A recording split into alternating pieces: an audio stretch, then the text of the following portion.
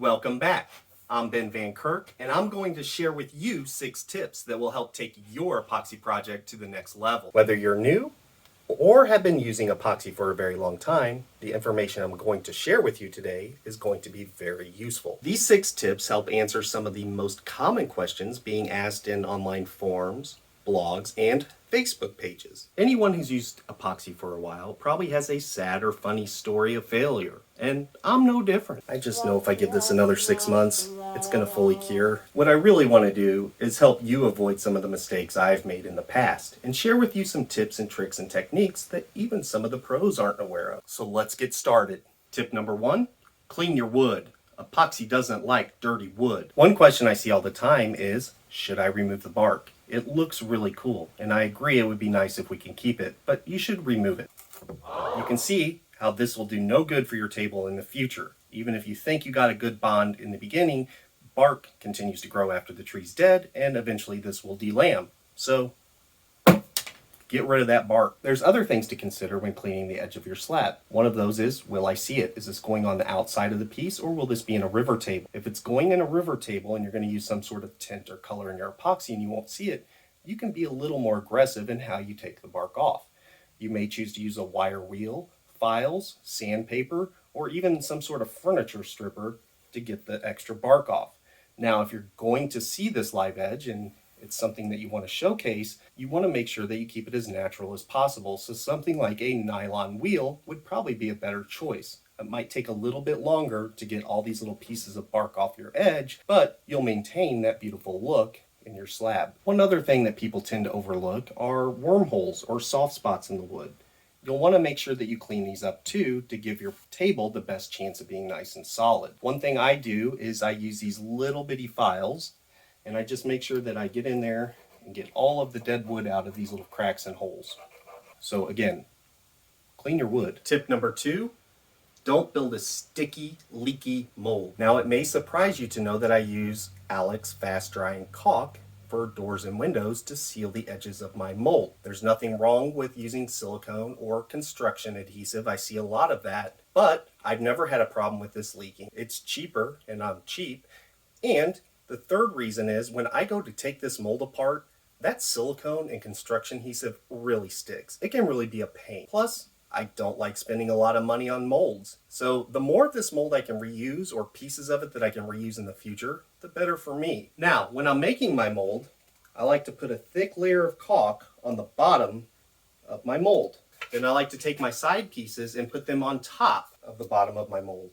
Now, the reason I like this versus putting them on the side and having them match up to the edge is because I find it easier to detect leaks if I have them. Now, when I go to attach my side to my base, I like to just put light pressure on my clamps. I don't want to squeeze too much of that caulk out, and I just use 18 gauge nails to nail it through the bottom.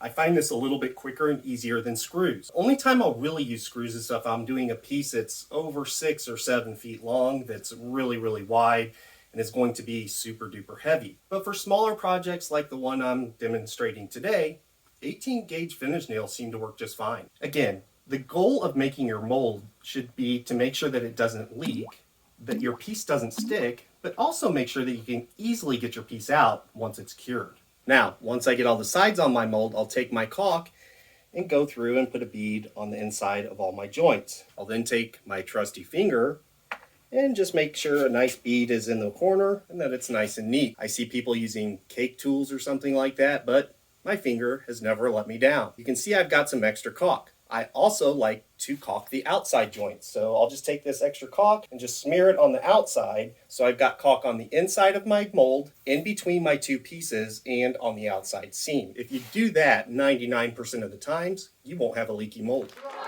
And the next thing I'll do, believe it or not, is wait. This caulk says it'll cure in about 30 minutes and that it's paintable, but for a little added insurance, I suggest waiting overnight or 24 hours before you pour your epoxy. That'll give this plenty of time to cure, and it's a small price to pay to help avoid leaks. Now, anybody who's done a lot of epoxy projects knows that the key to getting your epoxy to not stick to your mold is to throw out this tuck tape. Now, full disclaimer, I have used tuck tape in the past for some of my smaller projects, and it works okay. What I tend to prefer with my larger projects is melamine. Now, epoxy will stick to melamine. You can't just leave it like it is. To help with that, I like to use some mold release. What I'll do is I'll take this mold release and I'll put a nice thick coat down going in one direction. I'll let that set for about 5 minutes, and then I'll take a shop rag and I'll come in and buff it in really good. Let it set a couple more minutes. Then I'm going to do a second coat just to make sure that I have everything covered. I'll go in the opposite direction with that coat. So I'll spray it on really good. Again, let it set for about 5 minutes and then just buff it in really, really good. 2 coats of mold release should do the trick. We'll find out when we demold this, but I have better luck with this than I do tuck tape. One other word of advice when using mold release: it is an aerosol can, so when you spray it, it does tend to kind of go all over the room. One thing I like to do is make sure that my wood piece is covered or put away in another room so that I don't get any mold release on my work. If I do, there's a chance that the epoxy wouldn't stick to it either. Tip number 3, seal it before you pour it. There seems to be a bit of controversy around sealing your entire slab before you pour. But for me, I always find that the benefits outweigh the negatives. One of the negatives is it's a complete mess and it takes a little extra time. However, I use a lot of liquid pigments and dyes in my work.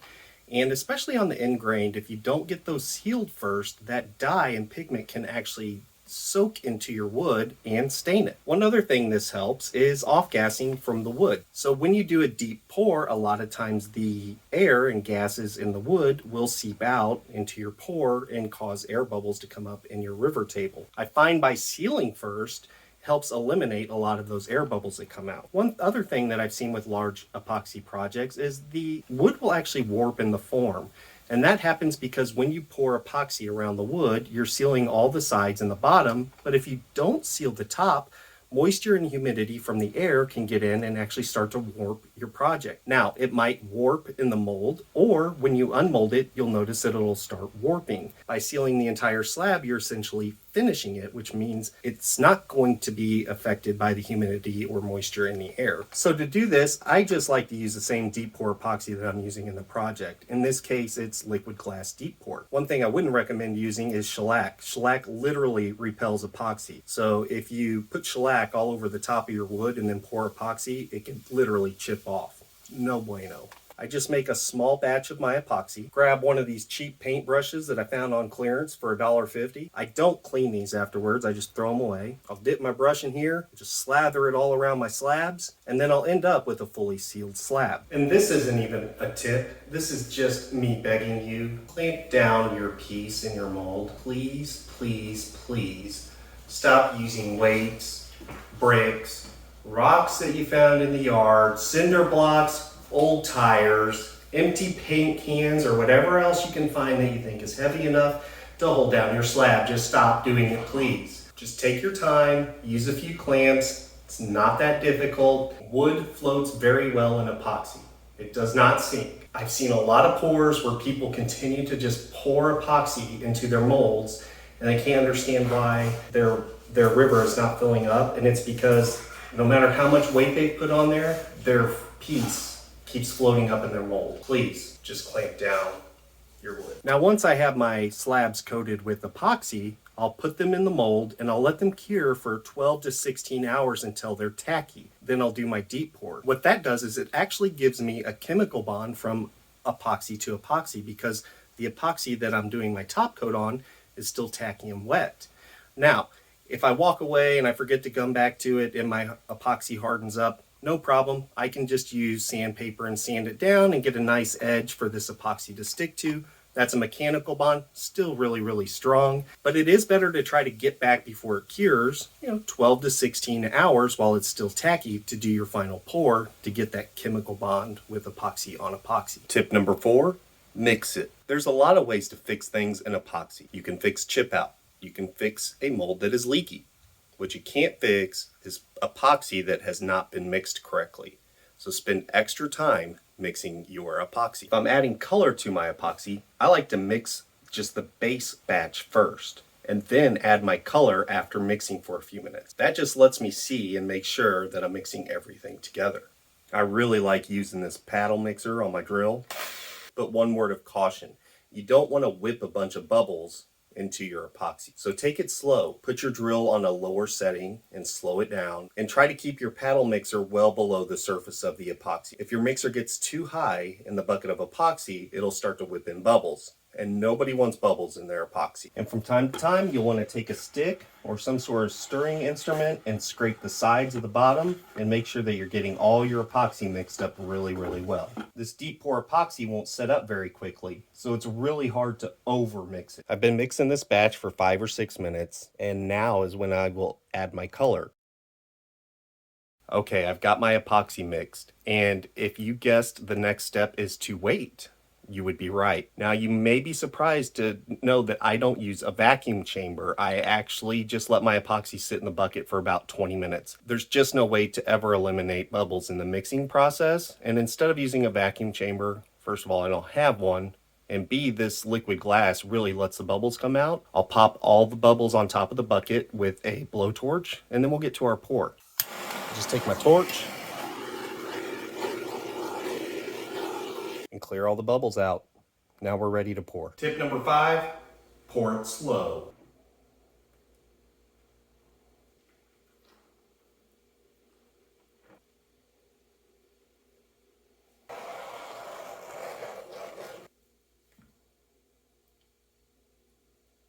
And while it's a great idea to scrape the edges of your bucket when you're mixing the epoxy, it's a horrible idea to scrape the edges of your bucket when you're pouring. When you're pouring, if there's any unmixed epoxy that was stuck to the edge that you then put into your mold, it might not cure right. You might be wasting a little epoxy, but again, it's just a little extra insurance to make sure that you don't have any unmixed epoxy getting into your mold. And one last pro tip that I picked up from Cam at Blacktail Studio is take a brush, an old brush that you'll throw away, and brush the live edge of your epoxy. This will help break up any of those bubbles that are stuck to the wood. All right, my pour is all done. Everything looks really good. Can you guess the next piece of advice I'm going to give you? If you guess wait, that'd be correct. I'm gonna let this cure for about 2 weeks. On a thicker pour of 3 or 4 inches, I might let this actually cure for 3 to 4 weeks.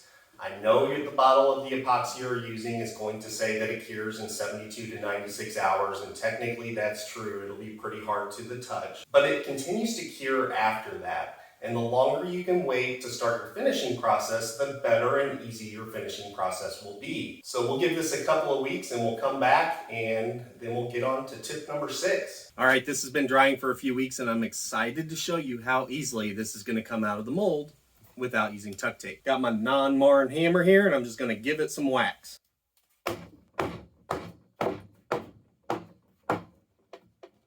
And that's it. No screws. No epoxy sticking to that edge, nothing.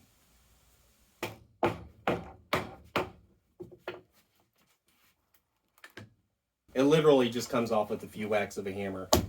Couldn't be easier. First thing you're going to need to do when you get this out of the mold is get it somewhat level, flat, and smooth before you start your finish sanding. You can do that a number of ways with a router sled or take it to a shop, or if you have a large belt wide sander. I was fortunate enough, my good friends at Sawyer's Cabinet Shop in Campobello, South Carolina, hooked me up and put this through their wide belt sander a few times and saved me a ton of work. So thank you to them. Once you got that done, it's time to start your finish sanding. All right, tip number 6, sand it. Sand it good.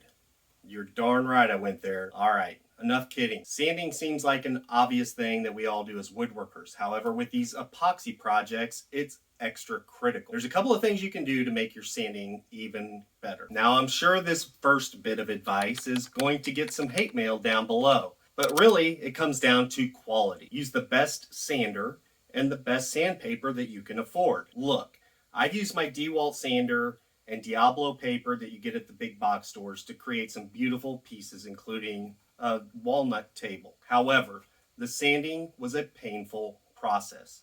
It took me about 3 times as long as it takes me today, and it was really hard to get a consistent swirl in my work. I've recently upgraded to the ETS 125 Festool. It's not the best Festool they make. I can't afford that, but it is an upgrade over the dewalt. It leaves a much better swirl pattern. And if you can't afford a better sander, the next thing you can do is upgrade your sandpaper. I like this Abernet by Mirka. However, recently I've upgraded to this 3M extract. This seems to clog even less than the Abernet, and this is what I would recommend you use for your epoxy project. Maybe splurge a little bit extra on the sandpaper. You'll definitely see a difference. The other thing you can do while you're sanding to take your sanding to the next level is light it up. My shop is pretty bright, but I still can't see all the little swirls and scratch marks in my piece. I recommend getting some sort of LED light like this one. That way you can get really close in with a really bright light and see all of the micro swirls that might be on the board. This piece is going to be finished with Rubio Monocoat. So I'm going to sand with 100, 120, 150, and 180. That's it. I'm going to stop after that. I'll water pop between 100 and 150. Between 150 and 180, I'll just give it a nice wipe down with a microfiber towel and complete my sanding at 180. And that's it. If I was going to do a top coat with epoxy or a polyurethane or any other coating type surface, I would go ahead and finish this down to 240. All right, I finished sanding with first grit and now it's time to move on, right? Actually, it's not. This is where you really want to clean your work and check it really closely. So from the surface, it looks pretty smooth. It looks really nice. I've got a nice consistent swirl pattern on there, but let's take a closer look. And this is where the light comes in handy. You can see here, the sanding looks pretty good until you get to this point right over here. And there you can see some really bad pigtailing. So my sandpaper must have been dirty, or I moved my sandpaper a little bit too quick. So I'm gonna get some new sandpaper, clean out my sander, and I'll just keep sanding until I get it perfectly smooth across the whole area. The goal is to have a consistent swirl across the whole piece, much more like this spot here. And that's one area where I see a lot of people make a lot of mistakes. You have to get this perfect with the grit you're on before you move up to the next grit. And that's it. I'll just keep sanding with each grit, making sure it's absolutely perfect before I move up to the next one. And this is what we're looking for, a nice consistent haze or swirl across the board, but no major pigtails or anything that is cutting in too deep. I'm not going to go into too much detail about the finishing process in this video. If that's something you'd like to see in the future, leave a comment down below. I am going to go ahead and use Rubio Monocoat Pure for this application. And I just want to show you what the finished product will look like, sanding only up to 180.